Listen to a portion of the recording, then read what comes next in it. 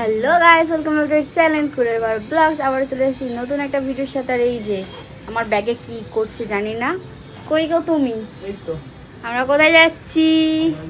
পুজো দিতে পুজো দিতে যাচ্ছি। সকাল সকাল রেডি হয়ে পড়েছি। সকাল নয়, একটু বেলা হয়ে গেছে রেডি হতে হতে। সে যে কি কাণ্ড। যাই হোক, তো এখন দেরি হয়ে গেছে যেহেতু বেরিয়ে যাওয়া যাক। তোমরা কিন্তু ভিডিওটা দেখতে থাকো, কি কি করি না করি। বললাম না যে কি কাণ্ড। এই যে প্লাস্টিকে করে যে জিনিসটা এনে দিল আমাকে, এইটা আনার জন্য আধ ঘন্টা লেট, মানে আধ ঘন্টায় হেঁটে হেঁটে খুঁজে খুঁজে আমার জন্য এনেছে। লেট হলো আমার জন্য এনেছে, এটাই অনেক। যাই হোক, তো আমরা ফাইনালি বেরিয়ে পড়েছি। আর এই যে মোটা গাছটা কী গাছ বুঝতে পারলাম না, তবে গাছটা বেশ মোটা ছিল। গাড়িটা কোথায় রাখছি জানো? একটা দাদার বাড়ি রেখে আর কি হেঁটে হেঁটে আমরা এখন রওনা দেবো মেট্রোর উদ্দেশ্যে। এই মেট্রোটা আমরা ধরবো রবীন্দ্র সরোবর লেক যেটা রয়েছে না, ওখান থেকে উঠবো আর কি। আর যেহেতু আমরা দক্ষিণেশ্বরে যাব, তো দক্ষিণেশ্বরেই নামবো আর কি। আর এখানে মেট্রো স্টেশনে দেখছি মোটামুটি আজকে ফাঁকাই আছে, যেহেতু অনেকটাই সকালে আমরা বেরিয়েছি। আর অনেকক্ষণ পরে শীত পাওয়ার পর যেই বসেছি আর অমনি বর্মশাই গেম খেলা শুরু করে দিয়েছে। কি বলি বলো তো, আবার দেখছি বাস চালাচ্ছে বাবু। এমনি হয় না, আবার বাস। তবে যত দক্ষিণেশ্বরের দিকে যাচ্ছি তত যেন ঠান্ডা ঠান্ডা লাগছিল, যেহেতু ঠান্ডাকাল পড়ে গেছে। আর বলতে বলতে আমরা দক্ষিণেশ্বরে নেমেও গেছি। নেমে আমরা উঠে গেছি রিক্সাতে। অনেক দিন পর বলতে অনেক বছর পর রিক্সা চলছে, একটা আলাদাই মানে আনন্দ। আর সাথে সেই ভালোবাসার মানুষ, প্রেমিক প্রেমিক ফিল তো আসছেই। তো এটাই হচ্ছে ব্যাপার। আর যদিও স্টেশন থেকে মন্দির বেশি দূর নয়, তবুও মন্দির বন্ধ হয়ে যাওয়ার টাইম হয়ে যাচ্ছিলো, তাই জন্য আর কি রিক্সায় করে আসা, এটাই হচ্ছে মেন কারণ। তো রিক্সা থেকে নেমে সামনে যে দোকানটা পেয়েছি সেখান থেকেই পুজোর জন্য ডালা নিয়ে নিয়েছি, কারণ সত্যি অনেকটা দেরি হয়ে গেছে। মন্দির বন্ধ করে দিলে আবার সে আমাদের 3টে পর্যন্ত অপেক্ষা করতে হবে। এখন প্রায় 11:30 12টা কাছাকাছি, 12:30 তো মন্দিরের গেট বন্ধ করে দেবে না। যেহেতু আমরা পারফেক্ট টাইম জানি না, আর আমাদের জুতো মোবাইল ব্যাগ এগুলোও তো রাখতে হবে, কোথায় কি রাখে এগুলো ঘেটে ঘেটে দেখতে হবে আর কি। আর এদিকে হনুমান মশাইগুলো দেখছি ডালা কেড়ে নেওয়ার জন্য আগে তেগে রয়েছে, এমন একটা ব্যাপার, মানে গেলেই ডালা কেড়ে খেয়ে নেবে। তো জুতো মোবাইল ফোন জমা দিয়ে আমরা পুজো দিতে ঢুকে গেছি। আর পুজো দেওয়ার সময় ছিল বিশাল ভিড় আর রোদ্দুর, মানে খালি পায়ে যে দাঁড়িয়ে থাকা একটু কষ্ট হলেও পুজো দেওয়ার পরে একটা আলাদাই শান্তি। আর মাকে দেখে একটা মনের কষ্টই দূর হয়ে গেছে সত্যি বলতে। তো পুজো দিয়ে আমরা চলে এসেছি ফোন টোন নিয়ে, জুতো টুতো নিয়ে। এবার যাব দুটো ফটো তুলতে। ফটোটাই তো আমাদের স্মৃতি হয়ে থাকবে যে এই সময় পুজো দিতে গিয়েছিলাম, এরকম একটা ব্যাপার, আলাদাই দৃশ্য আর কি। তো ফটো টটো তোলার পরে চলে এসেছি খাবার দোকানে, কারণ সকাল থেকে সত্যি বলতে কিছু খাইনি, 1:30টা বাজে। আর এদিকে ছোলা ভাটুরে বড়মশাই অর্ডার করেছে, আর আমি করেছি আলুর পরোটা। এটা অনেকটা লুচি টাইপের, খেলে যদি গ্যাস অম্বল হয়ে যায় সেই জন্য আমি এটা নিয়ে নিই। তবে আর কি টেস্ট তো করতে হবে, তো বড়মশাই আমাকে টেস্ট করালো, বললো ভালো খেতে, খেয়ে দেখো। তাই আর কি খেয়ে দেখলাম, খারাপ নয়, মোটামুটি এটা ভালোই ছিল। আর এই যে বলতে বলতে আমার এদিকে গরম গরম আলুর পরোটাও চলে এসছে। তো খাওয়া দাওয়া করেছি। আর সুদীপদা এসছে। সুদীপদার আজকে অফিস ছুটি ছিল, তাই আমাদের সাথে একটু ঘুরু করতে চলে এসছে। সুদীপদা পুজো দিতে পারেনি, সুদীপদার একটু বাড়িতে প্রবলেম আছে, তো সুদীপদার হয়ে আমরা পুজো দিয়ে দিয়েছি। আর আমরা যাব নদীর ওই পারে। তো এখন ওপারে গেট বন্ধ, তো এই পারে আর কি বসে বসে এখানে হাওয়া খাচ্ছি।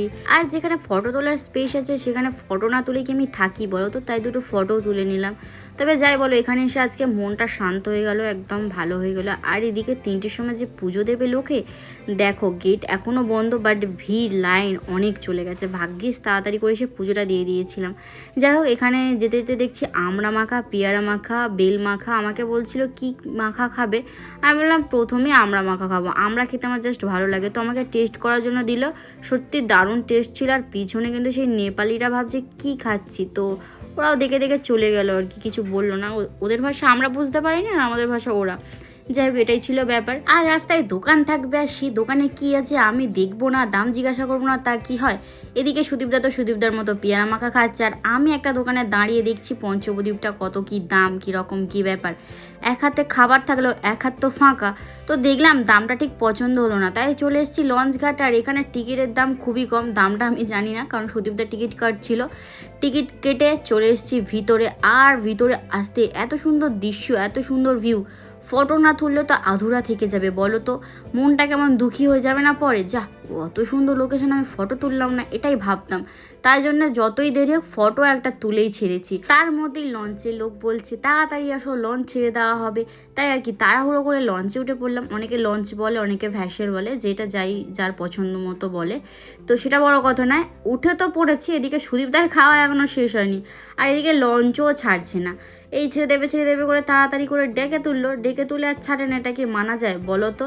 আর এদিকে আমি ক্যামেরাটা ওপেন করে দেখছি, আমার চোখ মুখের অবস্থা কালি ঝুলি হয়ে গেছে। কিন্তু কি করা যাবে, হবেই। আমার মুখটা হচ্ছে ন্যাচারাল, ঠিক আছে। আর এই যে শীতকালে যে মুখে টান কি বাজে একটা ব্যাপার হয়, সব স্কিনের কথা পরে হবে। এদিকে ভ্যাসেলটা ছেড়ে দিয়েছে।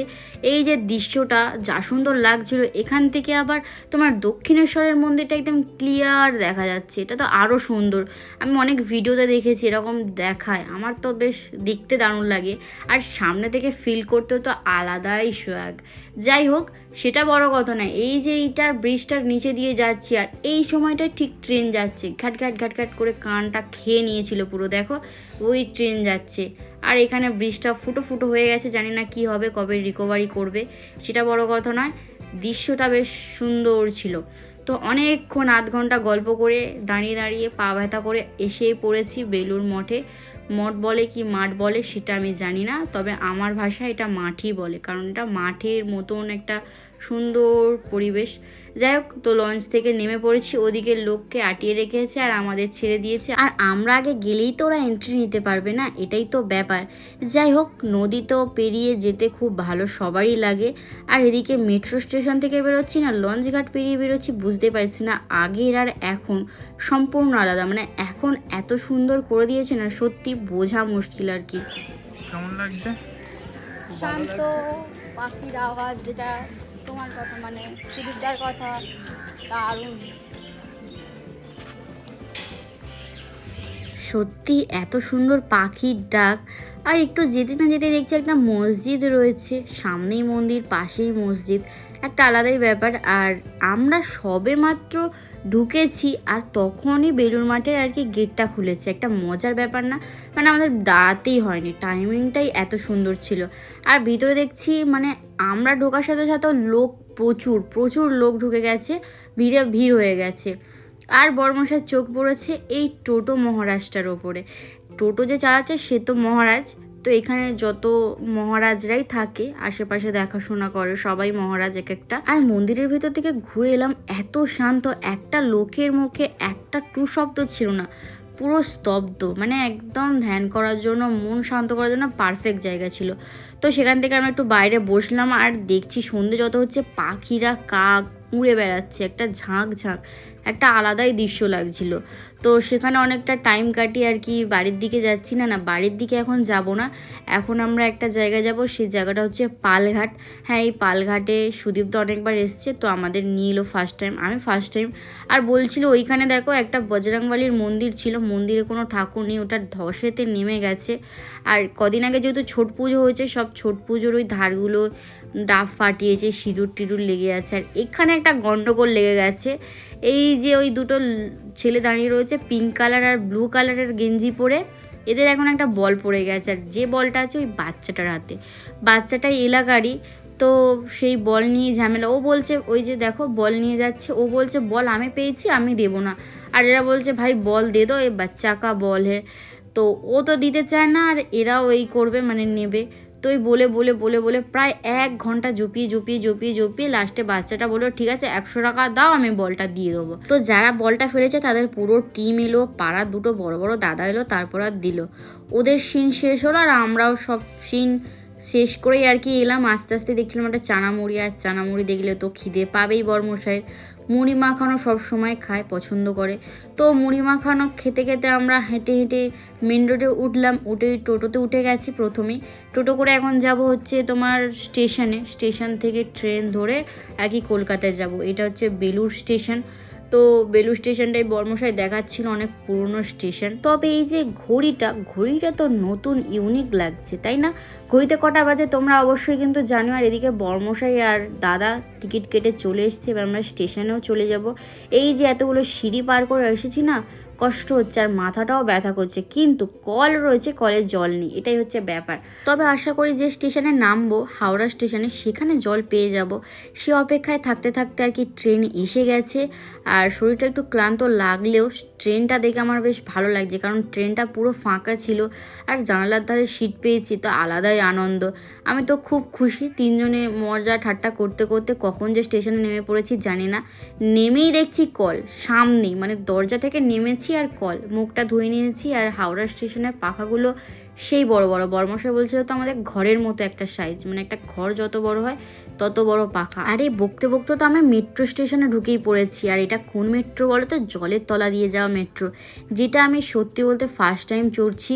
উপর থেকে নিচে তো দেখছি অনেক বড় লম্বা সিঁড়ি, আবার আর একটা লিফট চড়তে হবে। তো এখানে 6টা বেজে গেছে, ঘড়িটাও খুব সুন্দর। তো আর একটা লিফট চললেই মানে নিচে পৌঁছাবো আর কি। যেহেতু এটা গঙ্গার তলা দিয়ে, আলাদাই একটা ব্যাপার, ফার্স্ট টাইম বলে কথা, একটা এক্সাইটমেন্ট তো কাজ করে। আর এরকম সিস্টেম ছিল আমি তো জানতামই না। আমি তো প্রথমে ভেবেছিলাম ওটা মেট্রো দাঁড়িয়েছে, তারপর বললো না, ওটা আলাদা করে কভার রয়েছে যাতে কেউ ঝাপটাপ না দিতে পারে। মেট্রোতে অনেকে সুসাইড করে, তো এটাই হচ্ছে ব্যাপার। আমাকে বুঝিয়ে বললো, আমিও সেটা তোমাদের বললাম। যদিও তোমরা এই বিষয়ে আগে থেকেই জানো, আমার থেকে বেশি তোমাদের নলেজ রয়েছে। আমি তো অ্যাকচুয়ালি কোনোদিন যাইনি, তাই আর কি বোকার মতো ব্যবহার, বোকার মতো কথাবার্তা। তো যাই হোক, এখানে আমরা অ্যামিনিয়াতে চলে এসেছি। আর ফার্স্ট টাইম, সত্যি বলতে এটা প্রথমবার। তো দাদার জন্য এখানে আসা, দাদার তো খুব ফেভারিট জায়গা। তো এখানে বিরিয়ানি খেতে দাদা খুব ভালোবাসে, আর আমাদেরও আর কি খাওয়াচ্ছে। তো মাটন বিরিয়ানির 3 প্লেট আর তিনটে নয় 2টো মাটন চাপ আর কি অর্ডার দেওয়া হয়েছে। তো আমি মাটনের পিসগুলো দেখছিলাম, ওরা বললো দেখে নিতে। আমার পিসটা ঠিকঠাক লাগেনি, তবে বর্মশার পিসটা মোটামুটি ঠিকঠাকই লাগলো আর কি। আমার মনে হয় চিকেন বিরিয়ানিটা হলে বেশি ভালো হতো, তবে মাটন বিরিয়ানিটাও খারাপ নয় আর কি। আমি তো অলরেডি খাওয়া শুরু করে দিয়েছি। অ্যাকচুয়ালি সবার এত জোর খিদে পেয়েছে না, মানে কেউ আর কি বেশি কথা না বলে চুপচাপ খাওয়া শুরু করে দিয়েছে, এমন একটা ব্যাপার। তো বেশি না কথা বাড়িয়ে তাড়াতাড়ি খাওয়া দাওয়া করে বেরিয়ে পড়েছি, কারণ সন্ধ্যা হচ্ছে, রাত বাড়ছে, দাদা আবার অনেক দূরে যাবে। আর এখান থেকে বেরিয়ে আমার লেগে গেছে ঠান্ডা আর মাথা যন্ত্রণা অতিরিক্ত। যেহেতু রিচ খাবার খেয়েছি তো সেই জন্য হয়তো মাথা যন্ত্রণাটা বেশি হচ্ছে। তো এই যে ওষুধ দোকানটা ছিল তোমার এক্সপ্ল্যানেটের কাছেই, তো সেখান থেকে এখন দাদা একটা জ্যাকেট নেবে আর বড়মশাই একটা জ্যাকেট নেবে। তো সেখানে জ্যাকেটই দেখা হচ্ছিল।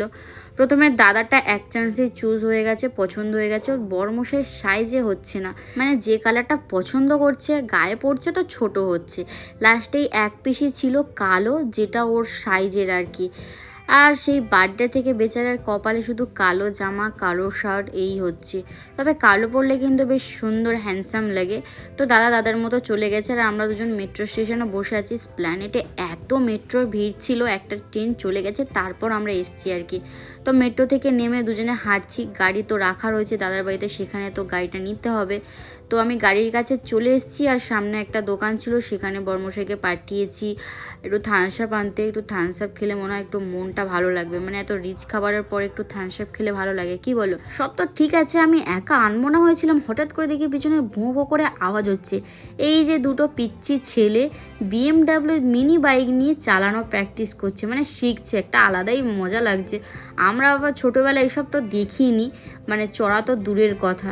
তো এরা দুজনে চালাচ্ছিল, আর পিছন দিকে করতে চাইছিল, হচ্ছিল না, তাই আর কি বর্মশাই একটু হেল্প করে দিল। যাই বলো, সারাদিনটা যে বেশ ভালোই কাটলো। আর বলতে বলতে অনেকটাই রাত হয়ে গেছে, আর বেশি কোথাও দাঁড়াবো না, এখান থেকে সোজা চলে যাব আর কি বাড়ির দিকে। তো বাড়ি চলে এসেছি, আর খুব ক্লান্ত। এই ব্যাগটা তো ভারী, কি বলবো।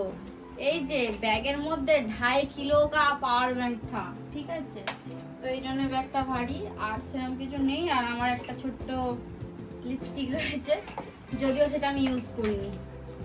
তো যাই হোক, ভিডিওটা ভালো লাগলে লাইক, কমেন্ট, শেয়ার, সাবস্ক্রাইব করে দেবে। দেখা হবে নতুন গল্পের সাথে। টাটা।